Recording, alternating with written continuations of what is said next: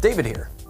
The California Air Resources Board, or CARB, has officially approved the Advanced Clean Cars 2 rule that establishes a year-by-year roadmap to make it so that by 2035, 100% of new cars and light trucks sold in California will be zero-emissions vehicles, including plug-in hybrid and electric vehicles. This is a big move, one that has been called everything from bold to brash to audacious to insulting. After all, this past summer's crazy hot heat revealed vulnerabilities in California's power grid, which, to put it nicely, is overwhelmed as is. But whether you think the rule makes much sense doesn't matter. What does matter is what it means for us today and tomorrow. So let's break this rule apart and discuss 3 takeaways for EVs both in California and beyond. Number 1, this rule is nothing new.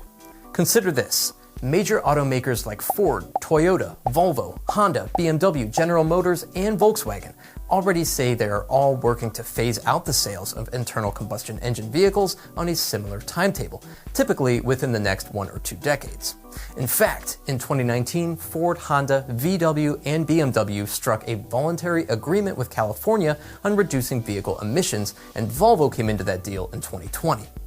The US federal government has also announced it will phase out gas-powered vehicle purchases by 2035. And taking it a step further, light-duty vehicles acquired by the government will need to be emissions-free by 2027. The government buys about 50,000 vehicles every year, mind you. California's rule is simply getting in line, while also achieving Governor Newsom's 2035 target for achieving carbon neutrality by 2045 or sooner. The thought is that the Golden State is simply reading the tea leaves. Plus, keep in mind too that California might be leading the state pack with this kind of rule, but there are 17 other states that currently follow California's low emissions vehicle rules that are likely to adopt these or similar forms of these regulations through their own rulemakings. And these states combined constitute about 40% of the nation's new car sales.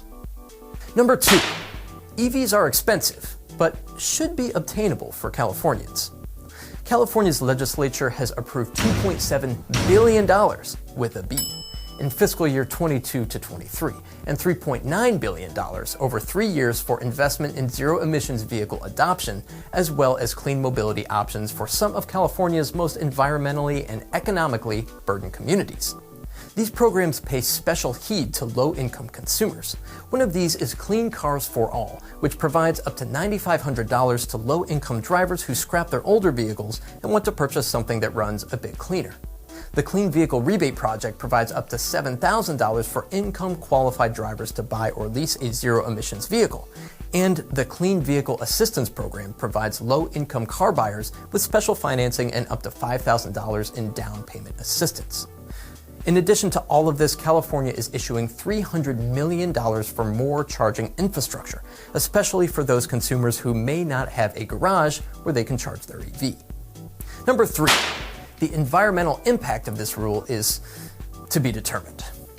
As technology stands today, EVs are good in some ways and bad in others, environmentally speaking. EV batteries at the end of their life are hard to dispose of, oftentimes just sitting in warehouses with the hope that the right technology will one day come along to truly dispose of them properly, profitably, and with little environmental impact. There's also the mining issue to discuss, as rare metals, many of which, like cobalt, aren't mined much in the US, are necessary to keep these cars moving. Some companies are even turning to mining minerals from the ocean floor to keep up, and who knows what the environmental impact of such a task will end up being. Probably not good, if I had to guess. However, there are obviously good things to be had here too, especially in controlling pollutants in the actual state of California. CARB says that transportation is the single largest source of global warming emissions and air pollution in the state, adding that by 2037, the regulation will deliver a 25% reduction in smog-causing pollution from light-duty vehicles.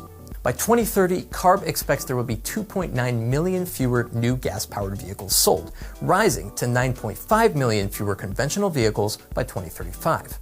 In 2040, greenhouse gas emissions from cars, pickups, and SUVs will be cut in half, and from 2026 through 2040, the regulation will cut climate warming pollution from those vehicles to a cumulative total of 395 million metric tons. That's equivalent to avoiding the greenhouse gases produced from the combustion of 915 million barrels of petroleum, CARB says.